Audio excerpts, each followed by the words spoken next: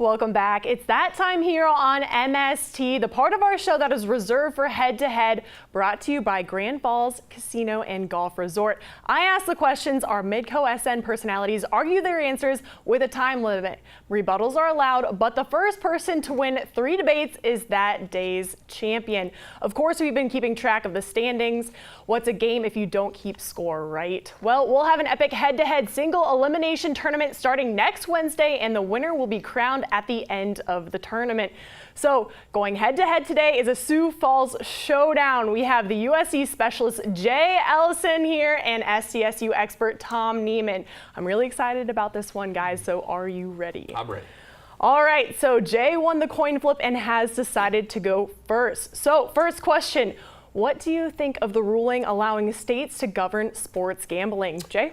Well, I think it's overall, I think it could be a good thing, you know, because I think there's so much of it that's going on already illegally that this just puts it and regulates it a little bit more. And I think it could be a real moneymaker for the individual states. But I will caution them again, you want to make sure your lines makers know what you're doing. Otherwise, this could be a very bad thing for each individual state. So time will tell exactly how this plays out in each individual state. Marty Jackley already came out yesterday and said the Constitution of South Dakota would have to be amended for this to work here in the state of South Dakota. So I guess we'll see. But overall, I think it could be a good thing from a revenue standpoint.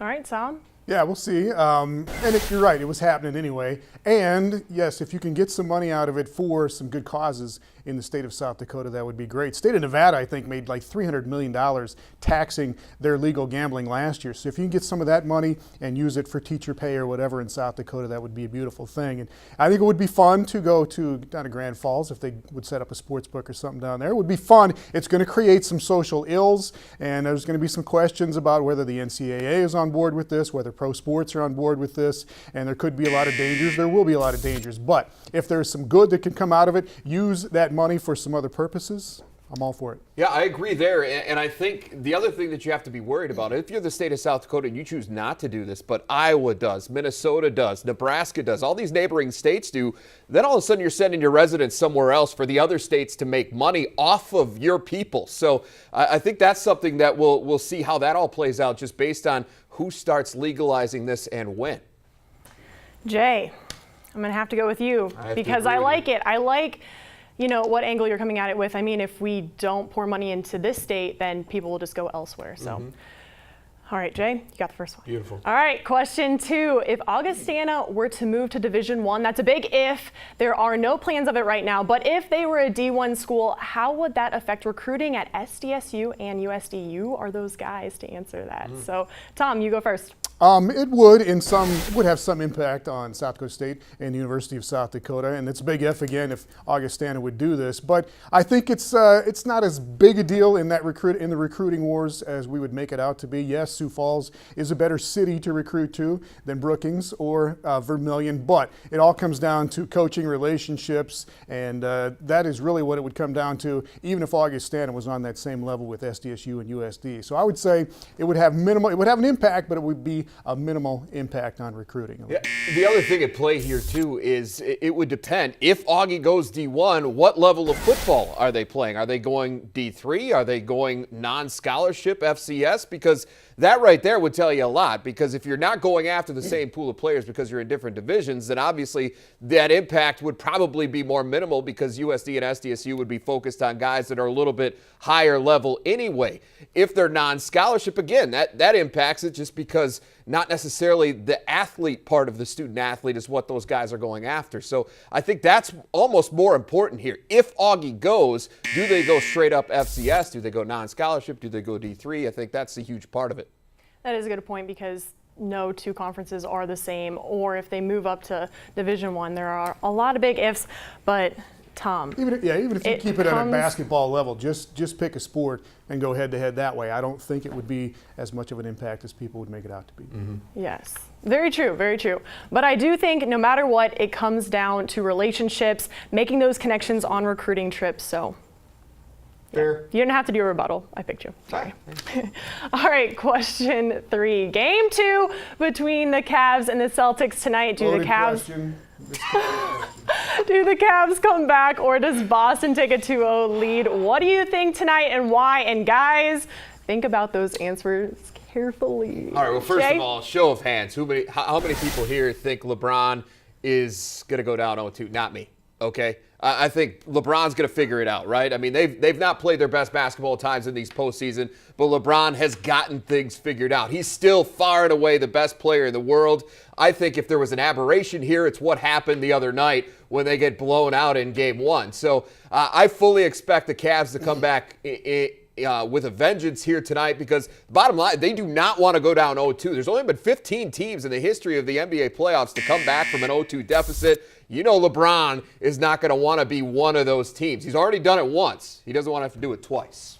All right, Tom. Doesn't want to. They didn't want to lose Game 1 either. But Elena, all right, you have got to use your head and not your heart on this question because it is going to be Boston going up 2-0 tonight. LeBron, this goes back to when you and I were debating this 2 weeks ago, talking about that first-round series between Indiana and Cleveland that Indiana should have won, but Cleveland pulled it out to get to this point. But LeBron, even if he gets 40 tonight, Boston is still going to win this game. That first five for the Celtics is young and hungry, and Boston is the team that is going to win the East this year, and you should get your mind around that right now. I don't agree with you. I think the Cavs are going to come back and get this one and get back to Cleveland and kind of take away that home court advantage, at least for the time being. Now, am I saying Cleveland is going to win the series? No. I think they're going to win Game 2 because I think LeBron is just not going to allow that 2-game deficit. I think LeBron's going to play great tonight, and they're still going to lose.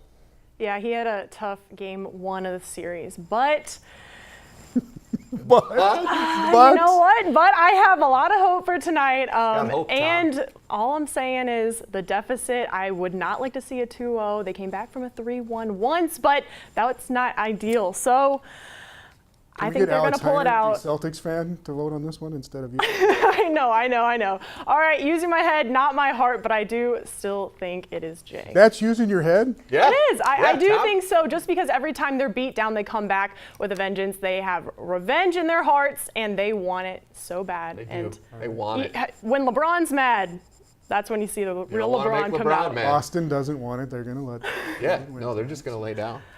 All right, Jay, you got this one. All right, question 4. If you had a walk-up song, what would it be and why? All right, go. This is me first? Oh, yep, sorry, Tom. This is you. What's your walk-up song? Oh, I think that violates some television rules. probably. I was going to go with Jump Around, but I think that's a Wisconsin song for Elson to use. But I'm going to go with a Stranglehold, a classic by Ted Nugent. Just the first 30 seconds of that song right after the drum solo starts, before he starts to sing, because the singing's terrible, but that would be my walk-up song. Oh, Focus. Tommy, you know me so well because I am absolutely going to pick Jump Around because it's a Wisconsin thing, the greatest tradition in college football history, and we're going to bring it on to whatever sport that we're playing because if you can't get up and get ready to get busy and make something happen for your team, then you're nuts. If you don't listen to that beginning of Jump Around, you just want to start moving. You just literally want to jump around. And, I mean, I think that's kind of the point. You got to get jazzed up, got to get ready to go. House of Pain, baby. For the purpose of this question, though, you don't want to be all jacked up. Yes, you This is do. a walk-up song. Yes, We're talking you about do. baseball. So you want to be focused. That Stranglehold by Ted Nugent. Listen to that 30 seconds. You will be relaxed. You will be ready to go I to don't bat. want to be You can't be that relaxed. jacked Why up to would go to the you want plate. to be relaxed? You can't hit when you're all jazzed up like Yes, that. don't you know. can. Jay, Absolutely. Great 100% song, you but- can. Jay, I am sorry, but that is the most overplayed song at sporting events ever. So, Tom, I heard a ton of clapping coming from the control room. Hey, yeah, I hear every one of you. We're going to have a chat when you after put your this. phone up You to your guys are all mic. So, ridiculous. control room. Unreal. Tom, you got this. Ted I'm Nugent sorry. over House of Pain. And you do want to be focused. That is a good point. I like it. I like it.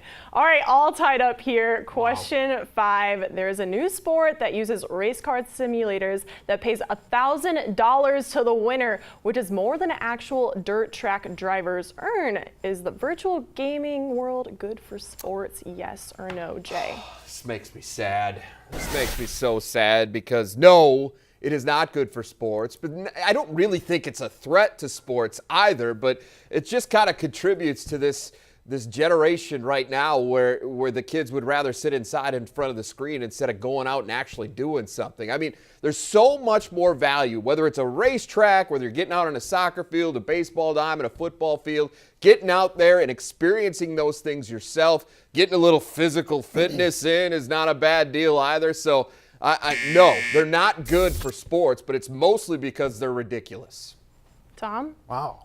You're hurting a lot of feelings for these gamers. Hey, that's all right. You could play jump around. Jump around would be a great sport, a great song for esports. But I do agree with you that you're blurring that line so much now between actually doing something and doing it virtually. And I don't. It's not good for sports. It's good for kids, I guess. If you can go get a scholarship to be on an esports team in college, good for you. But I've been watching too much Westworld lately on HBO, where they're blurring the line between reality and fantasy, and I don't think it's a good thing for sports. No, to answer the question, it's not good for kids who can go and get a scholarship, because that's another ridiculous thing, that they can get a scholarship for this type of thing instead of going out and actually being good at something that takes some physical talent. So to me, no, far and away not a good thing. But again, just because they're more hurtful to the generation of today's youth than anything. All right, well, I do like the fact that they can get scholarships. I mean, anytime you can get a scholarship or get your education paid for doing something you love and are passionate about, it's a good thing. But do it for the kids. They got to be outside. They need to be moving around and stuff. I mean, video games are okay every once in a while, but there's got to be a limit. Get out and jump around. Yeah. Jump around, Jump baby. around. Where's it at?